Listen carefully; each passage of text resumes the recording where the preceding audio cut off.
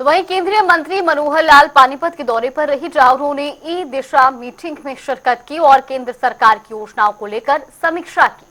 साथ ही 50 योजनाओं को लेकर गंभीरता से विचार विमर्श किया गया। तो वहीं मीडिया से मुखातिब होते हुए मनोहर लाल ने कहा कि सरकार की योजनाओं का बिना भेदभाव लाभ दिया जा रहा है। हरियाणा में निकाय चुनाव को लेकर बीजेपी पूरी तरह से तैयार है।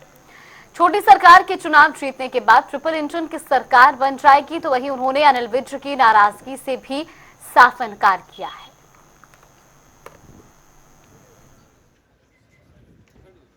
यहाँ जितनी केंद्र की स्कीम्स हैं, उन स्कीमों में जो अपेक्षा होती है हर जिले में, उनका इम्प्लीमेंटेशन कितना हुआ कितना नहीं हुआ उसकी समीक्षा होती है।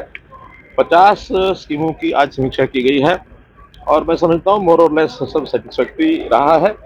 कुछ सुझाव भी आए हैं, कुछ जो सुझाव ऊपर केंद्र सरकार में हर विभाग के साथ बैठ करके विचार करेंगे। कुछ नई स्कीमों की बात भी आई है। तो ऐसा सब जो स्कीमों का एजेंडा उस पर विचार किया है और मोर और लेस जो इस समय तक काम होने चाहिए वो सब हो गए हैं। कुछ स्कीमें अगले वर्ष के लिए बंद हो जाएंगी, कुछ नई स्कीमें भी आएंगी। तो अगली जो मीटिंग होगी दिशा की, उसमें उनको जोड़ करके फिर समीक्षा की जाएगी। बहुत तैयारी है। हम तो लगातार जब से भारतीय जनता पार्टी की सरकार आई है, हर चुनाव में हम जीतते हैं, हमारी परफॉर्मेंस अच्छी आती है।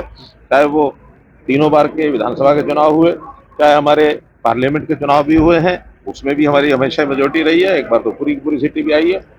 और इसके बाद स्थानीय निकाय में जैसा हमारे कारपोरेशन के लगातार चुनाव, एक बार तो 5 कारपोरेशन के इकट्ठे हुए थे, 5 मेयर हमारे थे।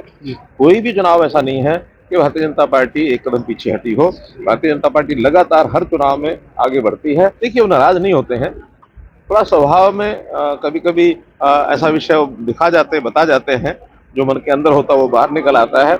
और जो व्यक्ति थोड़ा अपनी चीज को थोड़ा कंट्रोल रख लेता है, वो भले कोई बात मन में हो तभी बाहर नहीं आती है, तो उसकी कोई अंतर नहीं पड़ता। लेकिन फिर भी हमारे ऐसे सज्जन हैं जो बात कह देते हैं, वो कह करके भूल जाते हैं और कोई नाराजगी का विषय कभी